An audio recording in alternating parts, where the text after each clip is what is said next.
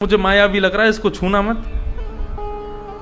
पार्वती जी बोली, अरे छोटा सा बालक है, इसमें क्या माया दिख रही है आपको, छोड़ो। तुरंत बालक को गोद में उठा लिया। ठंड लग जाएगी, इतनी ठंडी है, इसको अंदर कक्ष में बिठा आती हूँ। शंकर जी बोले, तुम कर तो रही हो, लेकिन हमको ना थोड़ी अंदर से नकारात्मकता आ रही है कि कुछ गड़बड़ होने वाला है।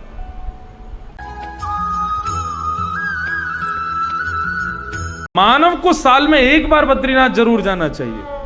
क्यों जाना चाहिए? सावधानी से सुनना, हम बता रहे हैं आपको। कर्म की पत्नी का नाम है तपस्या। जब तक तपस्या नहीं करोगे तब तक कर्म फल नहीं देता है। आप पुराने किसी भी इतिहास को देख लीजिए, सतयुग त्रेता द्वापर में राक्षसों ने भी तपस्या की है, तभी उनको सद्गति, थोड़ी बहुत भी शक्ति मिली तो बिना तपस्या के नहीं मिली। लेकिन कलयुग में आप किसी को तप करते बहुत कम संत महात्माओं को देख सकते हो, उसके अलावा कोई तप नहीं करता।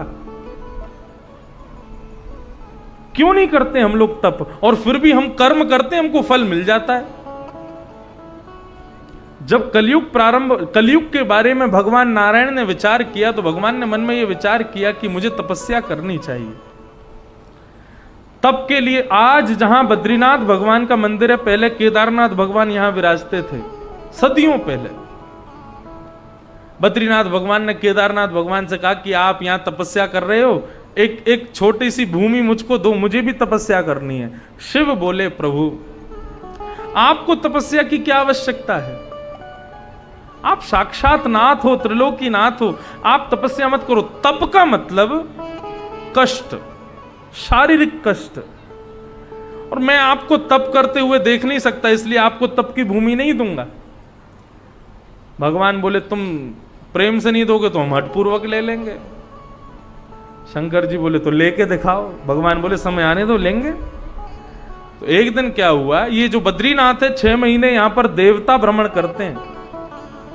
वहीं तप्त कुंड है, तप्त कुंड के पास में भगवान नारायण एक छोटे से बालक बन करके और वहां लेट करके रोने लगे। शिव पार्वती दोनों को तप्त कुंड में स्नान करने के लिए जैसे आए, नन्हे से बालक को देख करके पार्वती जी बोली, अरे कोई देवता अपना बालक छोड़ गया यहीं पे, इसको गोद में उठा लेती हूं। शंकर जी बोले, मुझे मायावी लग रहा है, इसको छूना मत। पार्वती जी बोली, अरे छोटा सा बालक है, इसमें क्या माया दिख रही है आपको, छोड़ो। तुरंत बालक को गोद में उठा लिया। ठंड लग जाएगी, इतनी ठंडी है, इसको अंदर कक्ष में बिठा आती हूँ। शंकर जी बोले, तुम कर तो रही हो, लेकिन हमको ना थोड़ी अंदर से नकारात्मकता आ रही है कि कुछ गड़बड़ होने वाला है। पार्वती जी उस बालक को लेकर के गई और जहां बद्रीनाथ भगवान अभी विराजते हैं उस गर्भगृह में, वहां पर जाकर के बालक को लिटा दिया। और खेलने के लिए बद्री फल कहते हैं बेर को बद्री फल कहते हैं, वो बद्री फल खेलने के लिए दे दिया। बालक थोड़ी देर खेल लेगा, हम तब तक स्नान कराएंगे। नन्हा सा बालक वो बद्री फल से खेलने लगा। शिव पार्वती दोनों तप्त कुंड में स्नान करने गए। जैसे ही लौट करके आए तो मुख्य द्वार बंद हो गया। शंकर जी बोले, हम पहले ही कह रहे थे कुछ हमें माया भी लग रहा है, तुमने हमारी बात नहीं मानी, देखो अंदर बैठ गया। अब शंकर जी ने तुरंत अपने तेज पुंज से उस दरवाजे को खोला। जैसे ही खोला तो सामने शंख चक्र गदा पद्मधारी चतुर्भुज रूप नारायण तपस्या के रूप में विद्यमान हो गए। तपस्या करने लगे, विराजमान हो गए। भोलेनाथ चरणों में प्रणाम करने लगे, प्रभु आप इतने हठपूर्वक क्यों तपस्या करना चाहते हैं?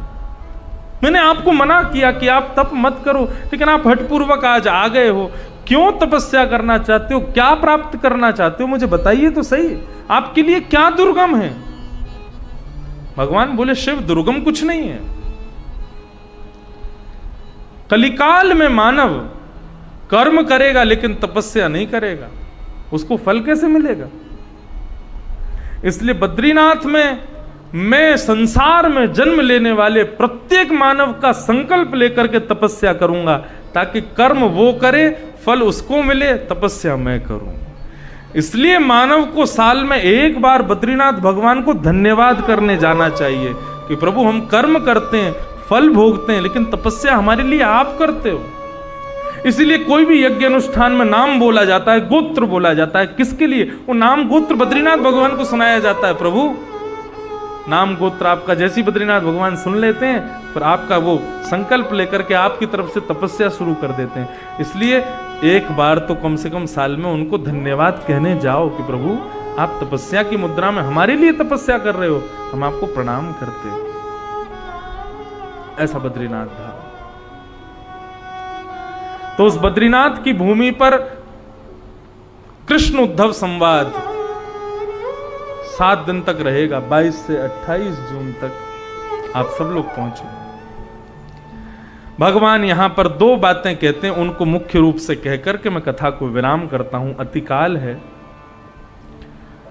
ये वही भगवता प्रोक्तः आत्मलब्ध है। भागवत किसको कहते हैं? भगवान कह रहे हैं मेरी प्राप्ति जिस मार्ग पर चल करके होगी उस मार्ग को मैं भागवत कहता हूं। ये वही भगवता प्रोक्तः आत्मलब्ध है। भगवान कहते हैं उद्धव, अब जो मैं तुमको बता रहा हूं इस मार्ग पर यदि तुम चलोगे तो तुम्हें मेरी प्राप्ति होगी।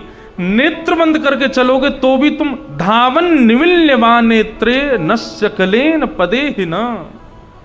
भगवान कह रहे हैं मेरे बताए गए मार्ग पर चलने वाला व्यक्ति कभी गिरेगा नहीं, और यदि कभी गिर गया तो उसको उठाने के लिए मैं प्रकट हो जाऊंगा। इसलिए बंधुओं, ये भक्ति का पथ है, ये भागवत का पथ है, इसको ध्यान से सुनना। बहुत बड़ा है, संपूर्ण तो बद्रीनाथ में ही कहेंगे, लेकिन 2 श्लोक कहता हूं। कायेन वाचा मनसेन्द्रियैर्वा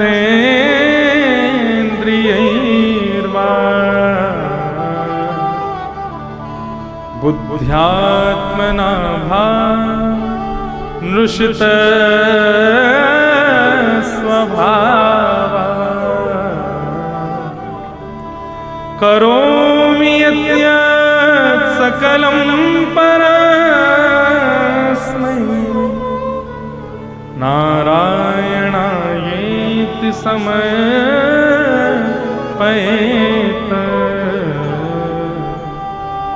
अपनी काया से, अपनी वचन से, अपने मन से, अपनी बुद्धि से, अपने संपूर्ण इंद्रियों से तुम जो कोई भी सत्कर्म करो सब मेरे चरणों में अर्पित कर दो। ये भागवत धर्म का पहला स्वरूप है। भगवान एक बैंक के समान है। जैसे ज्यादा धन होने पर उसकी सुरक्षा के लिए हम बैंक में अर्जित कर देते हैं, ऐसी ज्यादा पुण्य होने पर उसको अपने पास मत रखो। कुछ भी करो, हाथ में जल लेकर के नारायणायेति समर्पयामि, हे ठाकुर जी हम आपको अर्पित करते हैं, हमें नहीं चाहिए। उस पुण्य को ठाकुर जी को जमा करवा दो। एक दिन ऐसा आएगा, पुण्य इतना जमा हो जाएगा कि उस पुण्य के फलस्वरूप ठाकुर जी स्वयं प्रकट होकर के तुम्हें दर्शन दे देंगे। पहला भागवत धर्म। दूसरा भागवत धर्म, खम्बायु यज्ञिम सलिलम महिम च ज्योतिंसि सत्वानि दृशो द्रुमादि सरित समुद्रांश हरे शरीरम यत्किंचि भूतम प्रणमेत अनन्यम। आंखों के आगे किसी को भी देखो, चाहे वो तुम्हारा शत्रु भी क्यों ना हो, उसमें भी सद्गुण खोजने का प्रयास करो। जो खुद में सद्गुण देखता है बाकी सब में दुर्गुण देखता है वो राक्षस है, और जो सब में सद्गुण देख के खुद में अवगुण देखता है वही संत है।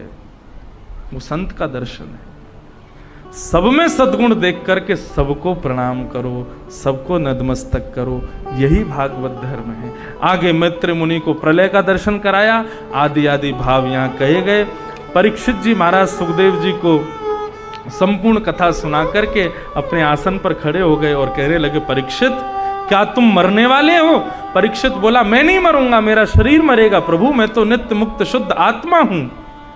सुखदेव जी कहने लगे, अब तुझे कुछ सुनाना शेष नहीं रह गया, बस ये बोध हो जाए हमें कि हम शरीर नहीं है, हम आत्मा है, यही तो भागवत की कथा है, बस अब कुछ नहीं सुनना। ऐसा कहकर के श्री सुखदेव जी महाराज वहां से प्रस्थान कर गए।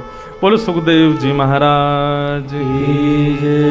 परीक्षित जी महाराज, तक्षक सर्प ने आकर के परीक्षित जी को डस दिया और परीक्षित जी एक विमान में विराजमान होकर के भगवत धाम को प्रस्थान कर गए। बंधुओं, भक्तमाल जी में एक बहुत अच्छी बात लिखी है, वो कह करके हम भागवत जी का अंतिम श्लोक गा के वाणी को विराम देंगे। भक्तमाल कहती है, परीक्षित जी के प्राण तक्षक सर्प के डमसन से नहीं निकले। भक्तमाल जी क्या कहती हैं? बोले, श्रवण रसिक कहीं सुने ना, परीक्षित से पान हूं करत लागी, कोटि गुण प्यास है। बोले, परीक्षित कथा का इतना बड़ा प्रेमी है। जैसे ही सुखदेव जी खड़े हुए, परीक्षित ने पूछा, प्रभु आप खड़े क्यों हो गए? बोले, परीक्षित आज 7वां दिन है, कथा विराम हो गई। जैसे ही सुखदेव जी ने कहा कि कथा विराम हो गई, तो कथा विराम के विरह में ही परीक्षित के प्राण निकल गए कि अब कथा ही नहीं रही तो मैं जीवित रह करके क्या करूं। तो फिर गए, तक्षक सर्प ने क्या किया? तो भक्तमाल जी कहती हैं, बोले, तक्षक सर्प ने तो केवल उनके शव का आकर के अंतिम संस्कार किया, बाकी प्राण तो कथा के विराम के साथ साथ ही उनके निकल गए। ऐसे परीक्षित जी को हम प्रणाम करते हैं। बोले, परीक्षित जी महाराज की जय। इस प्रकार संपूर्ण कथा को विराम करते हुए भागवत का अंतिम श्लोक सब लोग मेरे साथ गाओ। शुद्ध बोलिएगा, स्वर में बोलिएगा। नाम संकीर्तनम यस्य, नाम संकीर्तनम यस्य, सर्व पाप प्रणाशनो, सर्व पाप प्रणाशनो, प्रणामो दुख समनः, प्रणामो दुख समनः, तम नमामि हरिं परम, तम नमामि हरिं परम। उच्च स्वर में बोलिए। नाम संकीर्तनम यस्य, नाम संकीर्तनम यस्य, सर्व पाप प्रणाशनो, सर्व पाप प्रणाशनम, प्रणामो दुख समनः, प्रणामो दुख समनः, तम नमामि हरिं परम, तम नमामि हरिं परम। नाम संकीर्तनम यस्य, नाम संकीर्तनम यस्य, सर्व पाप प्रणाशनो, सर्व पाप प्रणाशनो, प्रणामो दुख समनः, प्रणामो दुख समनः, तम नमामि हरिं परम, तम नमामि हरिं परम। नमः पार्वती